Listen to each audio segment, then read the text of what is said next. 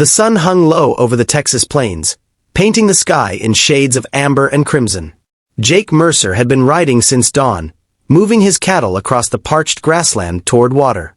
His weathered face, bronzed by decades of sun and wind, bore the lines of a man who had lived hard and loved little. At 53, he had nothing but his herds and his memories, and lately, the memories had become more painful than any physical hardship. It was at the trading post in Millbrook that he'd first seen her, nearly a year ago now. Eleanor Hartwell had been wearing black then too, though it had been fresher from the seamstress. Her husband, a railroad man, had been dead only 3 months when she'd come west with their daughter, seeking a fresh start in the unforgiving landscape. Jake had barely spoken to her that day, just tipped his hat and made some remark about the weather. But he'd watched her, the way she moved with grace despite her grief, the way she held herself with quiet dignity even when her hands trembled slightly as she purchased supplies. Over the following months, their paths had crossed with increasing frequency. The general store where she'd taken work as a bookkeeper. The Sunday services at the small white church. The occasional encounter on the main street of town. Jake found himself arranging his schedule around these chance meetings, and he knew, with the certainty that comes from long experience with his own heart, that he was falling in love with her. Eleanor had no reason to notice him particularly. He was just the old rancher who occasionally bought supplies and minded his business. But then came the afternoon when her daughter had gotten lost riding her pony near Jake's property. He'd found the child frightened and disoriented in a canyon 2 miles from home and had returned her to a frantic Eleanor. Something in her eyes had shifted that day when she'd thanked him. A recognition, perhaps. A softening. The months that followed brought quiet moments of connection. Eleanor would save him coffee at the general store, making sure it was hot when he came in. Jake would leave fresh beef at her door, telling himself it was just neighborly. They began to talk. About books she was reading, about the harsh beauty of the land, about the life she'd left behind in Philadelphia and the life she was learning to build here. And through it all, Jake carried a love so profound it ached like a physical wound. But there was an unspoken rule between them, a boundary neither would cross. Eleanor was in mourning, still bound by propriety and grief to the memory of her husband. Jake was a rancher with weathered hands and limited prospects. And the gulf between their stations, though small in the West where survival mattered more than society, still existed.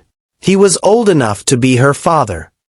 He had nothing to offer a woman of her education and refinement except his honest labor and a heart that had learned to love too late in life. The night it all came to a head, Jake was returning from a particularly difficult cattle drive. 2 of his herds had been struck by disease, and he'd spent weeks dealing with the loss. He'd sold off the healthy animals to cover his losses and was facing financial ruin. His ranch, the only thing he'd ever built that meant anything, would likely be gone within a year. He was riding back to town, planning to make some tough decisions about his future, when he saw her on the road. Eleanor was walking alone in the gathering darkness, something no woman in her right mind would do in that territory. Jake immediately dismounted, his concern overriding any social hesitance. "Miss Eleanor, what on earth are you doing out here alone? It's not safe." She turned to him, and in the fading light, he could see her face clearly. There were tears on her cheeks. "I needed to think," she said simply. "The house was suffocating me tonight. I felt like I needed to walk, to breathe." Without a word, Jake fell into step beside her, leading his horse. They walked in silence for a while, and then Eleanor began to talk. She spoke about her marriage, how it had been comfortable but never passionate, how her husband had been a good man but how she'd always wondered what it felt like to be truly wanted, truly loved in that all-consuming way that poetry wrote about. She talked about how coming west had freed her from expectations, how the endless sky made her feel like she could become someone new, someone authentic. And then she talked about him. "There's a man I see sometimes," she said, not looking at him. "A rancher. He's older, and he's not the kind of man a woman like me is supposed to think about. But every time I see him, my heart does something strange. He's never said anything out of line. He's never overstepped. But there's something in the way he looks at me. Like he sees me, not the widow, not the educated woman from the East, but me. Eleanor. Just Eleanor." Jake's breath caught in his chest. The world seemed to tilt beneath his feet. He stopped walking. "Eleanor," he said, and his voice was rough with emotion. "You can't possibly mean." "I do mean," she said, finally turning to face him. "Ido, Jake. I've been trying not to. I've been trying to be respectable and patient and to honor my late husband's memory. But life is short, and I've already lost so much.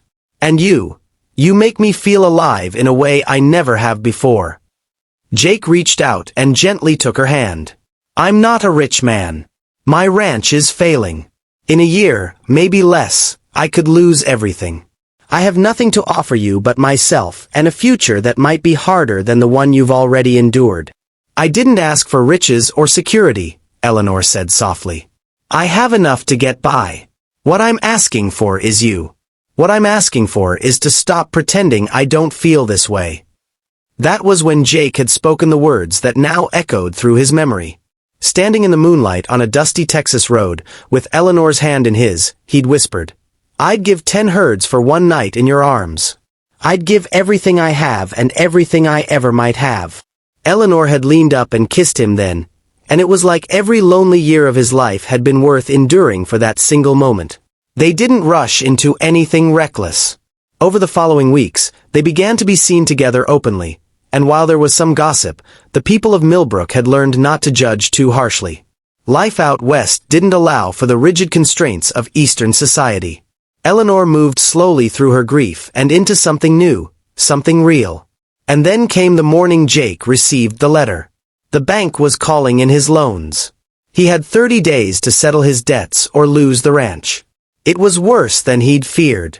In his desperation, he made plans to sell off his remaining herds, all 10 of them. It would get him through the immediate crisis but would leave him with nothing. No livestock, no means of rebuilding.